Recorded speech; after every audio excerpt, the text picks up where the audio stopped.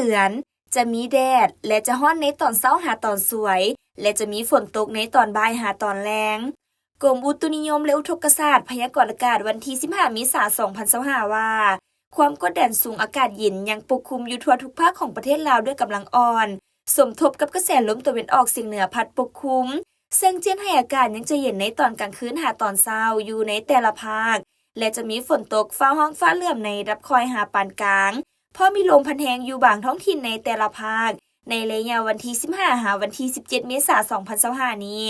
ดังนั้นจึงขอแจ้งเตือนถึงประชาชนและองค์การปกครองท้องถิ่นทุกภาคส่วนจงมีสติระมัดระวังและเตรียมพร้อมรับมือกับสภาพอากาศที่มีการเปลี่ยนแปลงดังกล่าวโดยเฉพาะสภาพฝนตกฟ้าร้องฟ้าเหลื่อมหมักเห็บตกและลมพัดแรงที่เช่นให้มีต้นไม้ใหญ่ป้ายโฆษณาและเสาไฟฟ้าหักลม